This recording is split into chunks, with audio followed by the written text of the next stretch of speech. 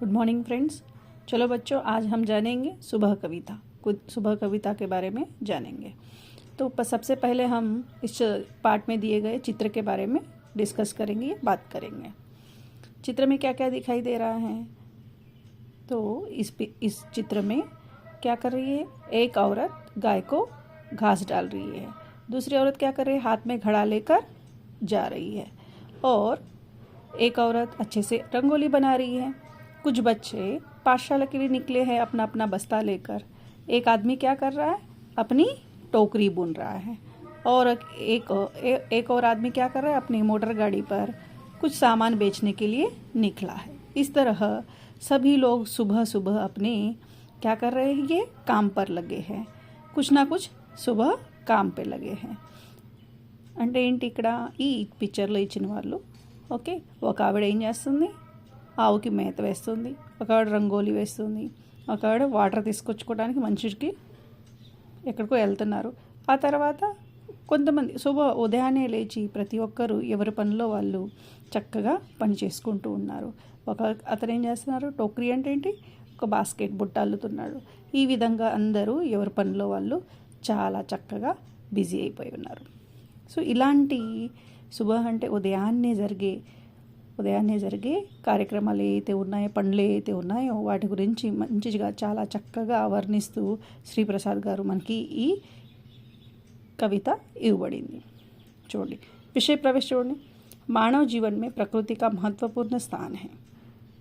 प्रकृति के अनेक रूपों से हमें कोई ना कोई प्रेरणा मिलती है।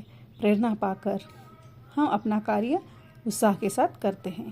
इस कविता में समाज की गतिविधियों का प्रकृति के साथ जोड़कर उनका सुंदर वर्णन किया गया है। అంటే ఏంటమ్మా, ఇక్కడ మానవ జీవన్ में के प्रकृति का बहुत महत्वपूर्ण स्थान है। ఆబ్వియస్లీ మన లైఫ్లో, మానవ జీవితంలో ప్రకృతి అనేది ఒక ఇంపార్టెంట్ పార్ట్. ఓకే, చాలా ఇంపార్టెంట్. సో ప్రకృతి గురించి, ప్రకృతి లేనిది మనం లేదు. సో కాబట్టి ఇక్కడ ఏం చెప్తున్నారంటే ప్రసాద్ గారు, సో ప్రకృతిలో ఉన్న అన్ని రూపాలు ఓకే మనకి ఏదో ఒక విధంగా హెల్ప్ అవుతూ ఉంటాయి, మనల్ని ఇన్స్పైర్ చేస్తూ ఉంటాయి. ఆ ఇన్స్పిరేషన్తో మనం ఏం చేస్తాం, మన పని కార్య అంటే మన పని కామ్ ఉత్సాహకే చాలా ఉత్సాహంగా చేసుకుంటూ పోతాం. ఈ కవితమే అంటే ఈ పాఠంలో మనకేం చెప్తున్నారు ఈ పోయంలో, సో సమాజ్కి గతివిధి, సమాజ్ అంటే మన సొసైటీలో జరిగే అన్ని ఓకే గతివిధి యాక్టివిటీస్ ఏవైతే ఉన్నాయో మన ప్రకృతితో జాయిన్ చేసి చాలా మంచిగా, చాలా చక్కగా సుందర్ వర్ణన్ కియా హై, మంచిగా వర్ణించారు అని చెప్తున్నారు. సో ఈ కవిత ఏదైతే రచయబడిందో ఆ రచయిత ఎవరికి ఉంటామా, శ్రీప్రసాద్ గారు. సో ఉన్కా నామ్ హే శ్రీప్రసాద్ జీ. और जीवन काल ఆయన జన్మించింది ఎప్పుడంటే జనవరి 5 సన్ 1932, అంటే జనవరి 5వ తేదీన 1932లో ఆయన జన్మించారట. సన్ 1912 ఆయనకి మృత్యు అంటే చనిపోయింది ఎప్పుడంటే అక్టోబర్ 12న ఓకే 2012లో ఆయన మరణం జరిగింది, మరణించారట. ప్రముఖ కృతియ, సో ప్రముఖ కృతి అంటే ఆయన రచించిన అయితే కవితలు కానివ్వండి, రచనలు కానీ వాటి గురించి చెప్తున్నారు. సో అందులో ఉన్న ముఖ్యంగా మనకి ఇవ్వబడింది ఇక్కడ మేరా సాథీ ఘోడా, ఖిడ్కీ సే సూరజ్. ఇక కొన్ని నేను మీకు చెప్పబోతున్నాను ఎక్స్ట్రా. సో ఆరి ఓ కోయల్, చిడియా ఘర్ కి సైర్, ఫూలోं के गीत, झिलमिल तारे, खेलो और गाओ, गुड़िया की शादी, భారత్ గీత్, ఆంగన్ కి ఫూల్ ఆది. ఈ ఎక్సెస్ అనమాట మీకు కొంచెం తెలియటానికి. బట్ మీరేం చదువుకోవాలి, మేరా సాథీ ఘోడా, ఖిడ్కీ సే సూరజ్, ఇవి గుర్తుపెట్టుకోవాలి. సో దాంతోపాటు ఆయనకి కొన్ని పురస్కారాలు ఇవ్వబడ్డాయి, అవార్డ్స్ ఇవ్వబడ్డాయి. ఆ అవార్డ్స్ ఏంటి అమ్మా, బాల సాహిత్య और భారతీ సమ్మాన్, ఈ 2 పురస్కారాలు అవార్డులు ఆయనకి ఇవ్వబడ్డాయి. సో ఇదైతే ఏమవుతుంది, స్టార్టింగ్ మన ఈ పాఠాన్ని, సో ఇంట్రొడక్షన్ మనం చెప్పుకున్నాం. ఇప్పుడు మనం పాఠంలోకి వెళ్దాం.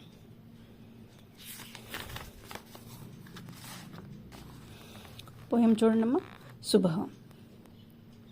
सो सूरज की किरणें आती हैं, सारी कलियां खिल जाती हैं, अंधकार सब खो जाता है, सब जग सुंदर हो जाता है, चिड़िया गाती है मिलजुल कर, बहते हैं उनके मीठे मीठे स्वर, ठंडी ठंडी हवा सुहानी चलती है जैसे मस्तानी, खो देते हैं आलस सारा और काम लगता है प्यारा उनको, लगता है प्यारा, सुबह भली लगती है उनको, मेहनत प्यारी लगती है जिनको.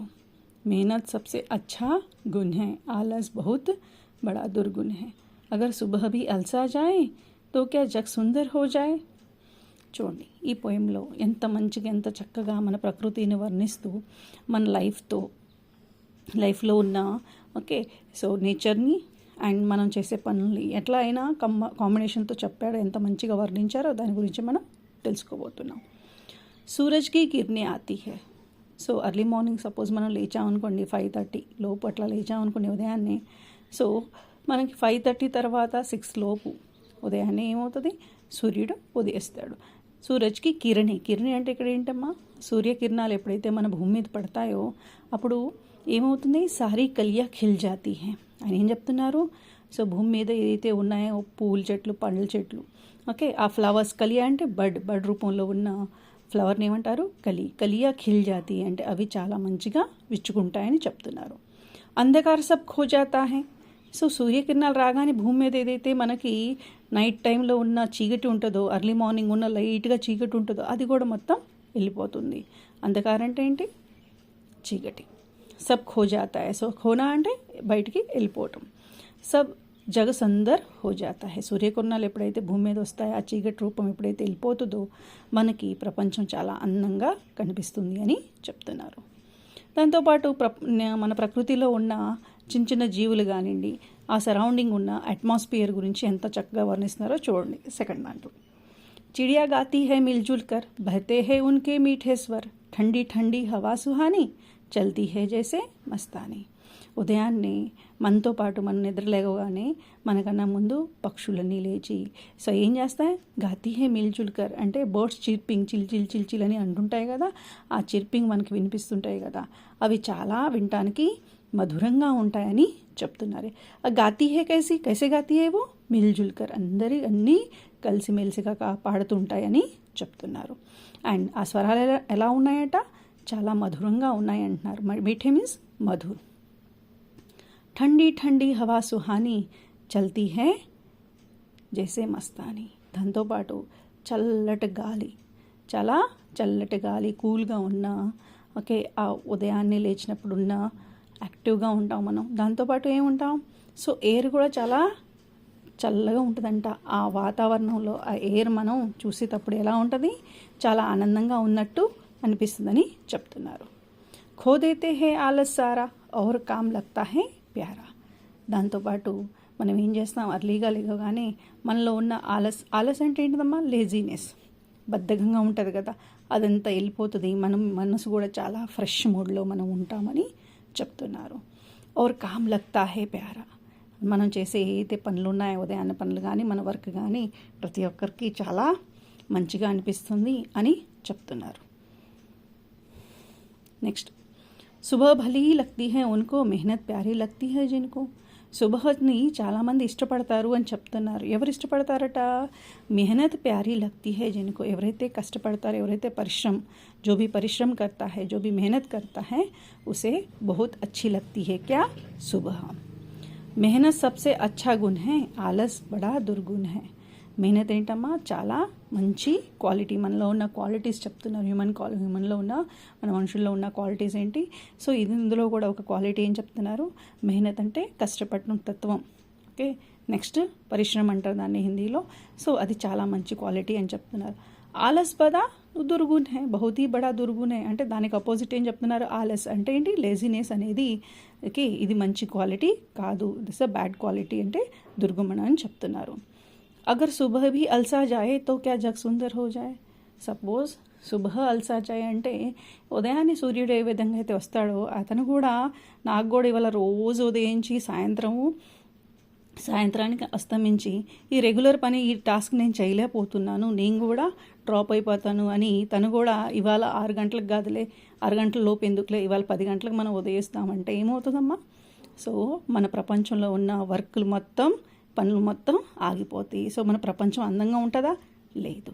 అలా ఈ విధంగా ఎవరి పని వాళ్ళు, మనం చేయాల్సిన పనులు టయానికి ఆ టయాన్ని చేసుకుంటూ, సో ఈ వర్క్లన్నీ చేసుకుంటూ ఉంటే మన పని జాగ్రత్తగా మనం చేసుకుంటే ప్రతి ఒక్క దాంట్లో మనం ఏమవుతాం, చాలా ఆనందం పొందుతూ ఉంటాము అని చెప్తున్నారు.